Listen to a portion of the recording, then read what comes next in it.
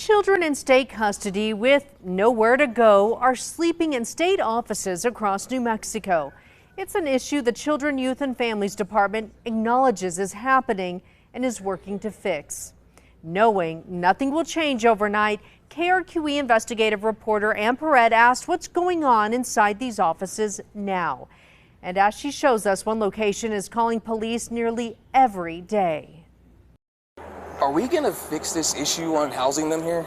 On October 5th, a frank request from a fed-up Roswell police sergeant to a CYFD employee who agrees with him. They cannot control it, and it's like this all the time. Well, the thing was getting to the point we respond here every day. I know you do. Records show that October afternoon is the 120th time Roswell police is responding to this CYFD office in a year. This time, it's for two teenage girls who sources tell us were likely going to be sleeping in the office that night because there aren't enough foster homes in the city. But after the incident that prompted police to show up, the two slept in juvenile detention centers instead. I'm telling y'all that is false. This is their mom, who claimed the state used a fake police report to revoke her parental rights. Police say she showed up to the office with her oldest daughter after an investigator removed her two youngest girls from her home again. Roswell police says they ran away after the initial removal.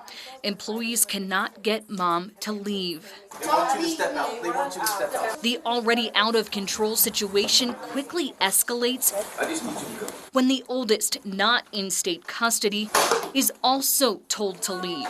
On her way out, lapel video captures the 19-year-old throwing red paint on a CYFD worker.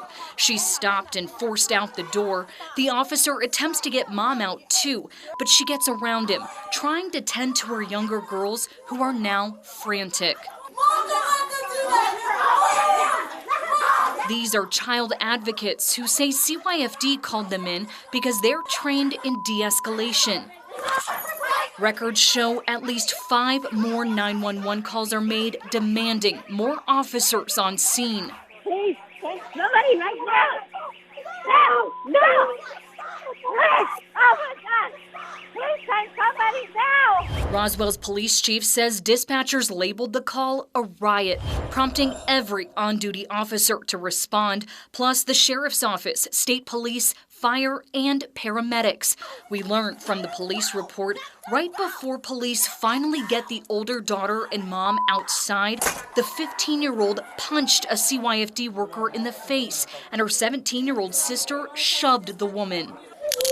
2 officers move in to take the 15-year-old into custody for battery. She fights back, prompting this. The police report says the teen kicked the officer and bit his hand.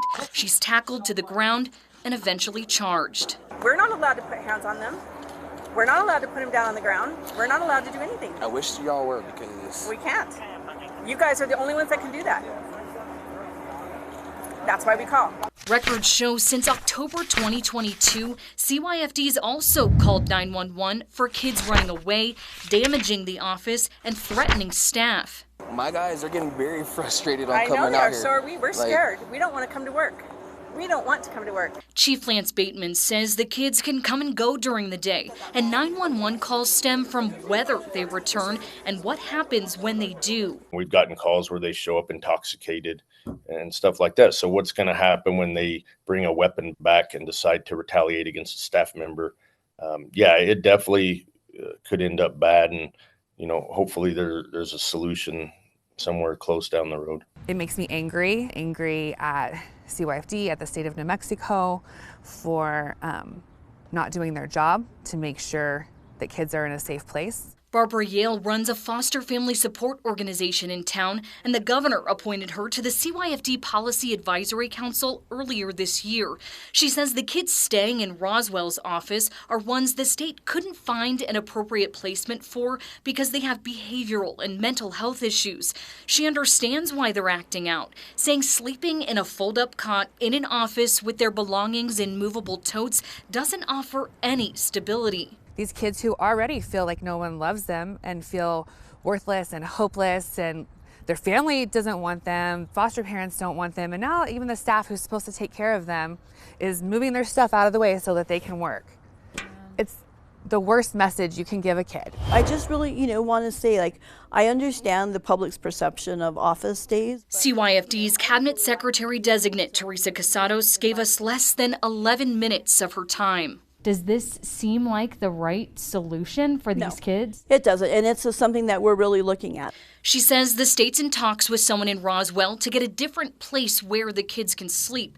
But until then, Casados told me CYFD offers resources for the kids, but didn't share specifics. We do work with the providers. They come in on site and they will be there with our staff and provide services, but just like anywhere else in the state, the number of providers are thin everywhere. As for the workers helping the kids and forced to sleep in the office too, we're doing trauma-enforced training for our staff so that, they're better equipped to deal with the situation. And she's encouraging them to continue calling police for help.